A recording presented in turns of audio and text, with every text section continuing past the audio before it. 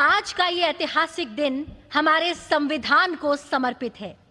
संविधान की स्वीकृति की 76वीं वर्षगांठ के शुभ अवसर पर हम मलयालम, मराठी, नेपाली, पंजाबी, बोडो, कश्मीरी, तेलुगु, उड़िया और असमिया इन 9 भाषाओं में भारत के संविधान के विमोचन के आज साक्षी होंगे। जी हाँ, इनमें बोडो और कश्मीरी का पहली बार संविधान में संस्करण होने जा रहा है और अन्य भाषाओं में कॉन्स्टिट्यूशन का अपडेटेड संस्करण शामिल है, जिसमें पंजाबी का संस्करण 50 साल के बाद हो रहा है। माननीय राष्ट्रपति जी, कृपया इनका लोकार्पण कर इस क्षण को इतिहास में स्वर्ण अक्षरों से अंकित करने की कृपा करें। भारत के संविधान का उसकी 8वीं अनुसूची में उल्लिखित 22 भाषाओं में से 9 भाषाओं असमिया, बोडो, कश्मीरी, मलयालम, मराठी, नेपाली, उड़िया, पंजाबी, तेलुगु का विमोचन किया जा रहा है, जिनमें बोडो और कश्मीरी नवीनतम प्रथम संस्करण है व अन्य भाषाओं में अद्यतन संस्करण है। हमारी ये 9 भाषाएं असम, केरल, महाराष्ट्र, सिक्किम, ओडिशा, पंजाब, आंध्र प्रदेश तथा तेलंगाना और जम्मू कश्मीर संघ राज्य क्षेत्र में जनसाधारण द्वारा प्रयोग में लाई जाती है। बहुत बहुत धन्यवाद।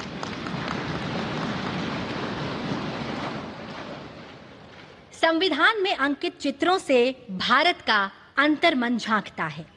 संविधान में इन चित्रों को उकेरा शांति निकेतन के कला भवन के प्राचार्य एवं विख्यात चित्रकार नंदलाल बोस जी और उनकी टीम ने। इन्हीं की सुंदर झलक है पुस्तक भारतीय संविधान में कला और कैलीग्राफी। अब मेरा विनम्र अनुरोधन है आपसे माननीय राष्ट्रपति जी कि आप इस प्रकाशन का रिलीज करने की कृपा करें।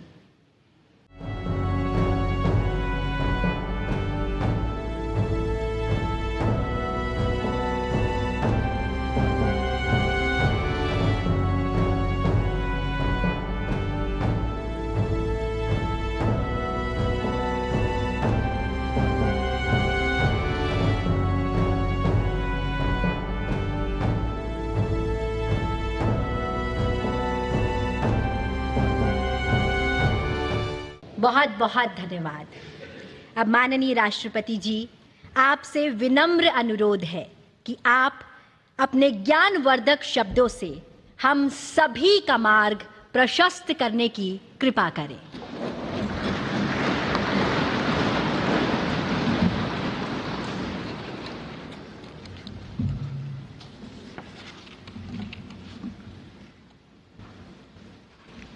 उपराष्ट्रपति श्री सीपी राधाकृष्णन जी, प्रधानमंत्री श्री नरेंद्र मोदी जी, लोकसभा अध्यक्ष श्री ओम बिरला जी, राज्यसभा के उपसभापति श्री हरिवंश जी, राज्यसभा में सदन के नेता श्री जेपी नड्डा जी, राज्यसभा में विपक्ष के नेता श्री मल्लिकार्जुन खड़गे जी, संसदीय कार्य मंत्री श्री किरेन रिजिजू जी, लोकसभा में विपक्ष के नेता श्री राहुल गांधी जी, सभी सांसदगण और प्यारे देशवासियों,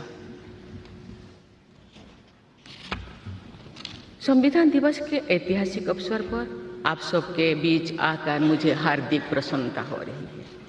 आज ही के दिन 24 नवंबर 1949 को संविधान सदन के इसी के केंद्रीय कक्ष में संविधान सभा के सदस्यों ने भारत के संविधान के निर्माण का कार्य संपन्न किया था।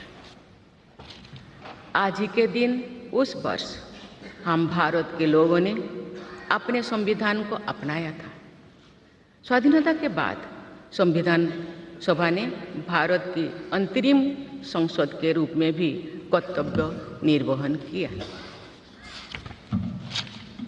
प्रारूप समिति के अध्यक्ष बाबा साहेब डॉक्टर भीमराव अंबेडकर हमारे संविधान के प्रमुख निर्माताओं में से थे। बाबा साहेब की 125वीं जयंती के वर्ष में यानी सन 2015 में 24 नवंबर को प्रतिवर्ष संविधान दिवस के रूप में मनाने का निर्णय लिया गया और निर्णय अत्यंत सार्थक सिद्ध हुआ है।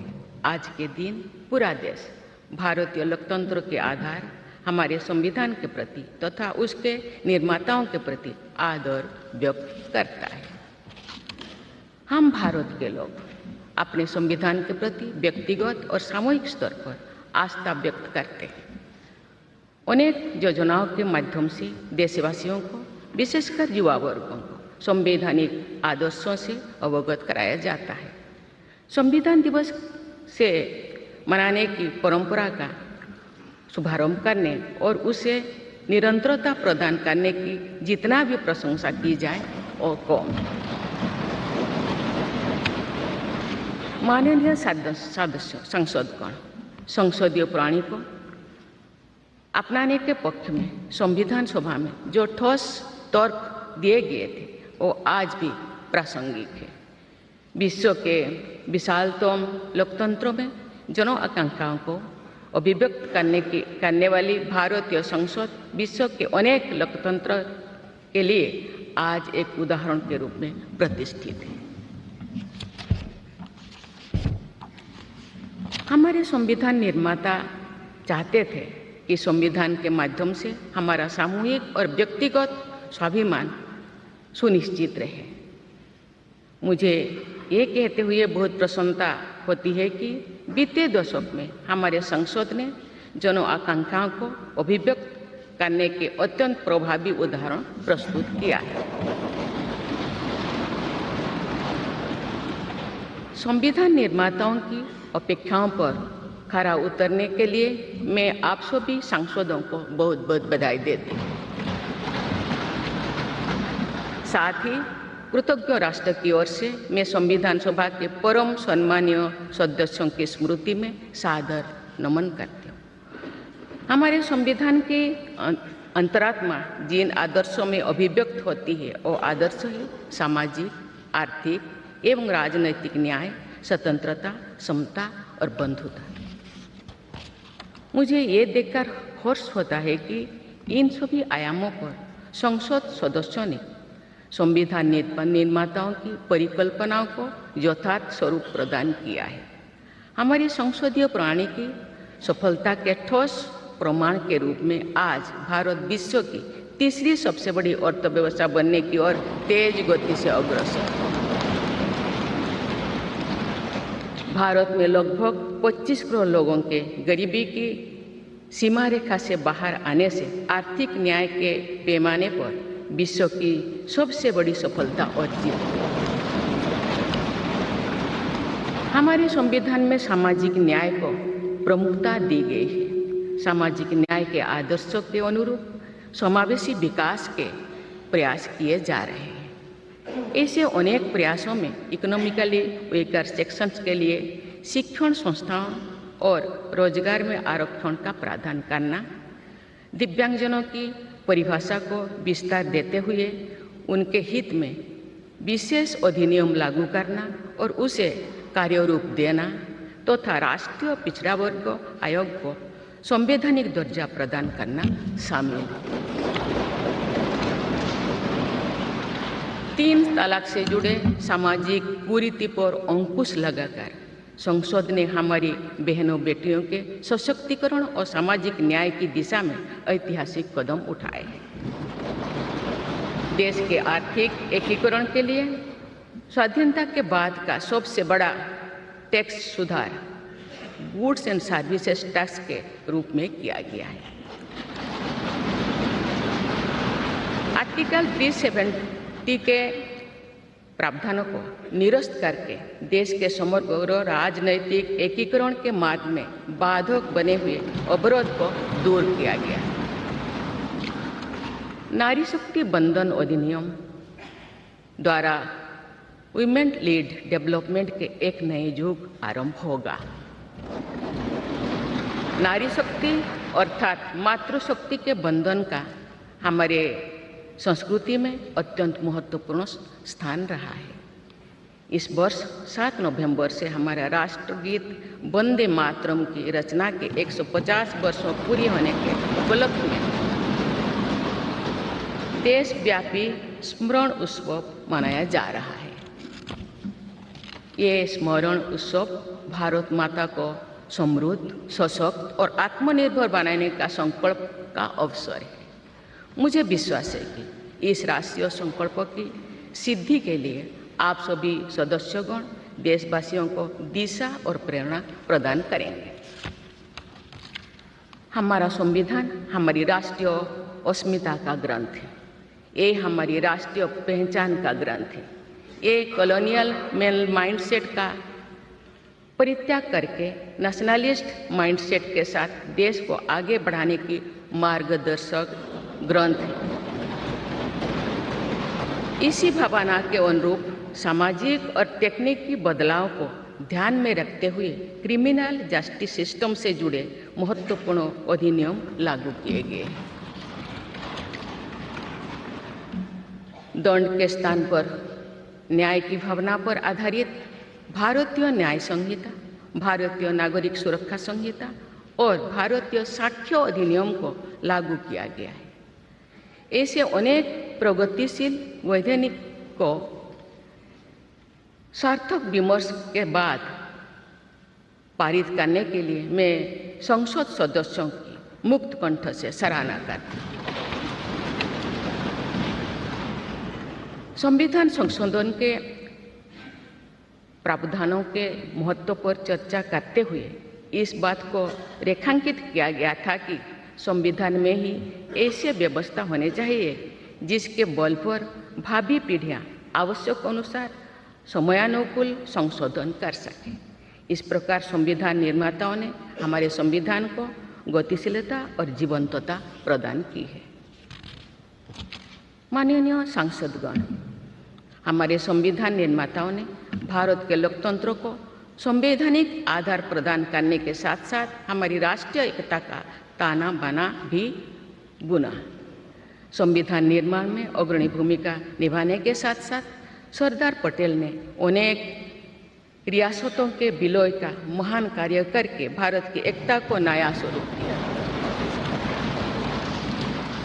इस वर्ष सरदार पटेल की 150वीं जयंती देशवासियों ने मनाई। उनकी 150वीं जयंती के उपलक्ष्य में पिछले वर्ष से आगामी वर्ष तक चलने वाले कार्यक्रम के माध्यम से देशवासी राष्ट्रीय एकता तथा गौरव की आदर्शों से जुड़ेंगे। हमारी संसद हमारे राष्ट्र का प्रतिबिंब है। लौह पुरुष सरदार वल्लभ भाई पटेल के आदर्शों को प्रसारित करने तथा कार्यरूप देने में आप सबका योगदान महत्वपूर्ण है।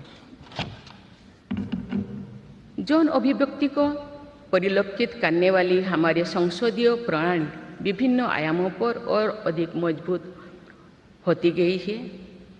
वयस्क मताधिकार का प्रावधान करके हमारे संविधान द्वारा जनता के विवेक पर जो आस्था व्यक्त की गई है, उसकी सफलता की विश्व के अन्य अनेक देशों में सराहना की जाती है।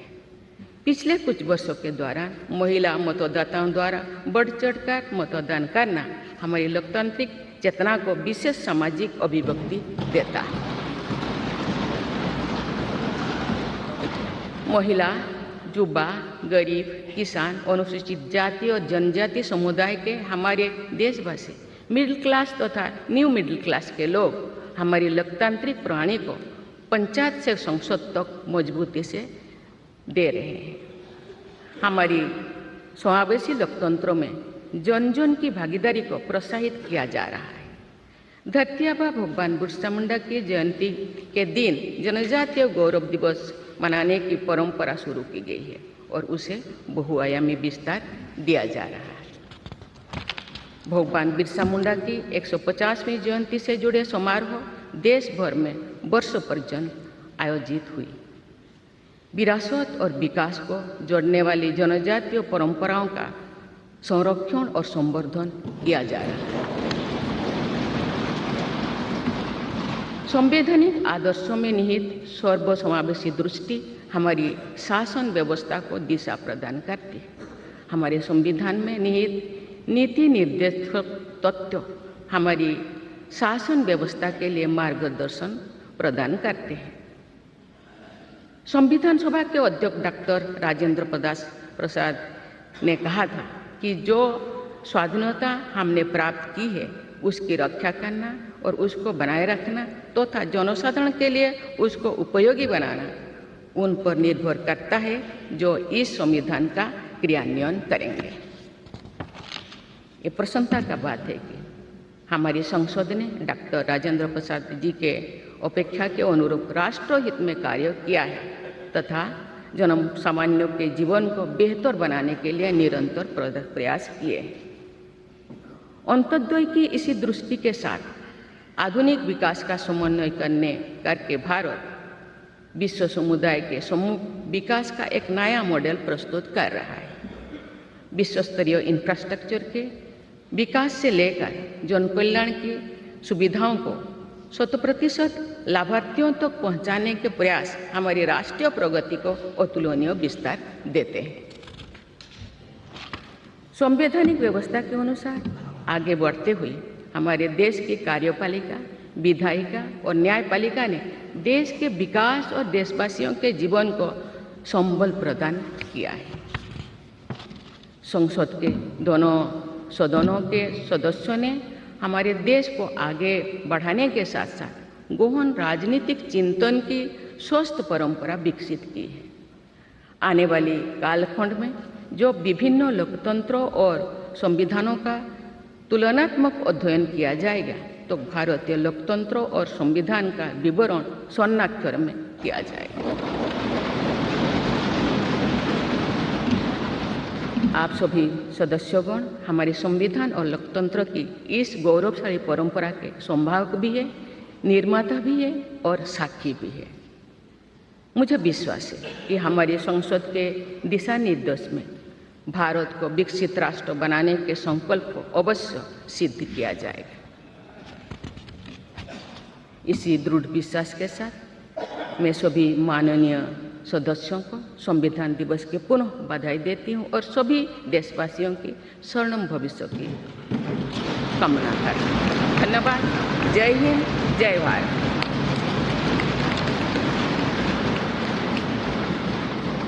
बहुत बहुत धन्यवाद माननीय राष्ट्रपति जी। और अब आपसे विनम्र राष्ट्रपति द्रौपदी मुर्मू को आप सेंट्रल हॉल से सुन रहे थे। कार्यक्रम को संबोधित करते हुए उन्होंने कहा कि सिर्फ कानून ही नहीं, देश की आत्मा भी है संविधान और वो सर्वप्रथम है। हर मजहब, हर जाति, हर संविधान में संविधान सबको बराबरी का हक देता है और इस तरह के कार्यक्रम के लिए वो सबका वंदन करती हैं। अब इसी के साथ कार्यक्रम का समापन होते हुए तस्वीरें आप सेंट्रल हॉल से देख रहे हैं। राष्ट्रपति के संबोधन के बाद अब शपथ शायद दिलाई जा रही है। सामाजिक पंथनिरपेक्ष लोकतंत्रात्मक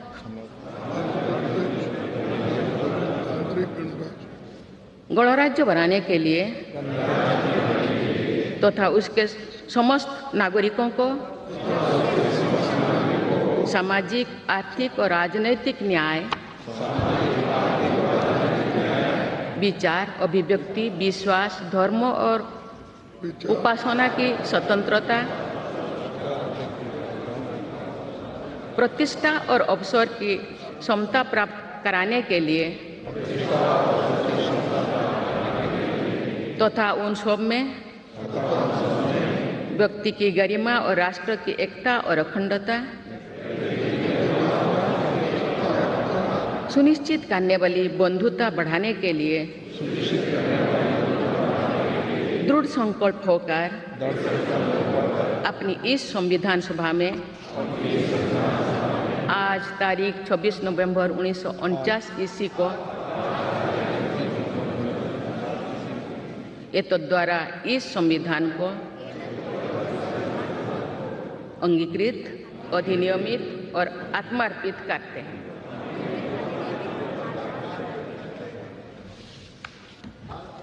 भारत माता की और अब राष्ट्रगान का सम्मान। शपथ लेते हुए देख रहे थे, जिन्हें शपथ राष्ट्रपति द्रौपदी मुर्मू ने दिलाई है। तो संविधान दिवस के मौके पर एक खास कार्यक्रम था सेंट्रल हॉल में, और इसका एक ही संदेश है कि जो लोग सड़कों पे उतरकर और कई बार अपने हक को डिमांड करते हैं, मांगते हैं कि हमें संविधान ने अधिकार दिया है, तो उनको एक बात ध्यान में रखनी चाहिए। संविधान अधिकार देता है, लेकिन साथ में आपके कर्तव्य को भी आपको निभाना पड़ेगा। कर्तव्य को छोड़ नहीं सकते आप।